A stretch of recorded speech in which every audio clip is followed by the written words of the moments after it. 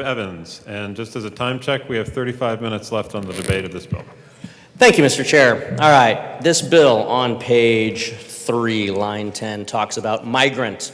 Migrant means an individual who has arrived in the United States within the past year, and does not qualify for federal support services or refugee resettlement assistance benefits. So we're tying the state definition of migrant to federal criteria.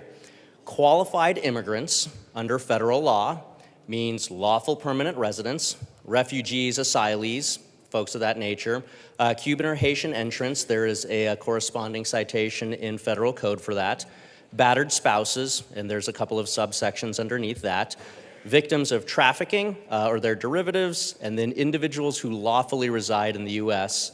Pursuant to a compact of free association. So there's 6 categories of qualified immigrants, folks who have some sort of lawful association with the United States government. And anyone that does not fall under that category is a not qualified immigrant. Not qualified immigrant includes all non-citizens who do not fall under the qualified immigrant categories. That is who is being contemplated with this bill by the definition of migrant, specifically stating that they do not qualify for federal support services. We are talking about non-citizens who are here without lawful authority. These are illegal immigrants. That is what the bill... Representative, we're talking about migrants. I've been very clear about what the rules of this and what is germane to this topic is. So please use the words that are from the bill. Thank you, Mr. Chair. So I just want to set the record here.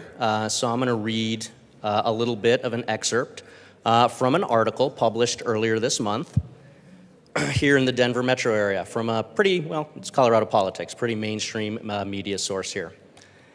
Denverites are becoming second-class citizens in their own city.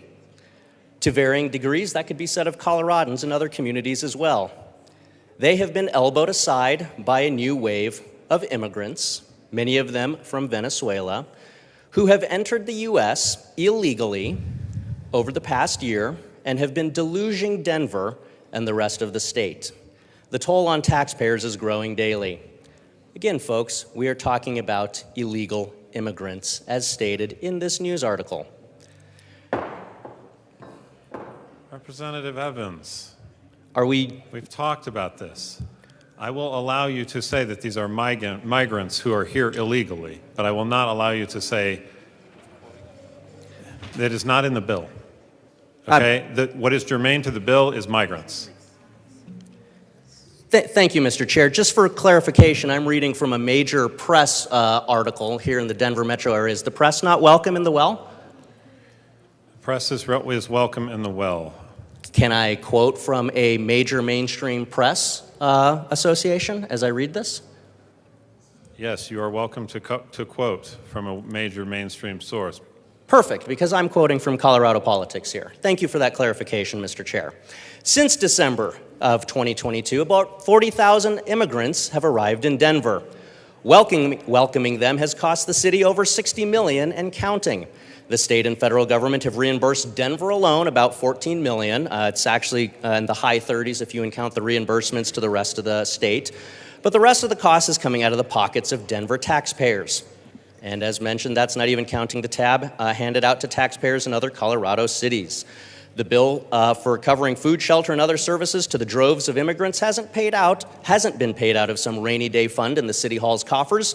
It has come directly out of the city's operating budget, resulting in slashed public services to locals, parks and rec centers that reduced their hours, DMV branches that went to weekly closers, basic functions that city taxpayers depend on.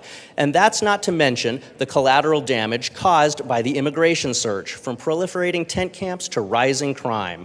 It goes on to talk about, this is the price of living in a sanctuary for, quoting the bill, illegal immigration. Quoting the article.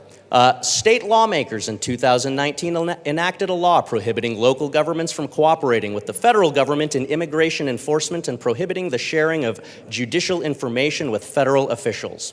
Last year, the legislature passed a law barring local government involvement in immigration detention. Denver, meanwhile, is widely known for offering shelter, food, and transportation of illegal immigrants to their final destination. Now, at least, there are signs our sanctuary status is prompting second thoughts. As reported by our affiliate, the Washington Examiner, Denver officials are starting to tell the immigrants to move on, given the city's immigration-induced multi-million-dollar deficit. And then it goes on to talk about, you probably all saw the 9 News story, where officials here in Denver told these folks that they need to move on. Folks, this is what is happening in our communities. How do Coloradans and Americans see this? I will quote another mainstream media outlet. This is the title. A majority of Americans see an invasion at the southern border, NPR poll finds. I'll give you another article from 5 days ago. Majority of voters polled believe the U.S. is being invaded at southern border.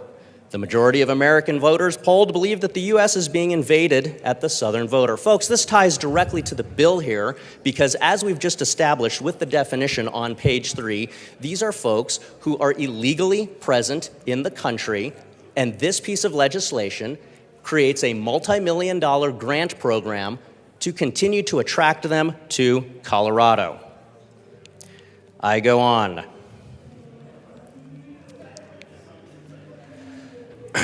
In that same article, talking about the invasion at our southern border, which is what a majority of Americans agree is occurring.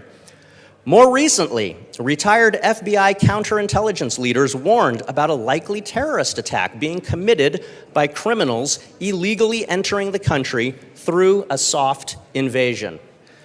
As my colleague earlier stated, in this legislation, there is no vetting process to determine to whom these funds are going.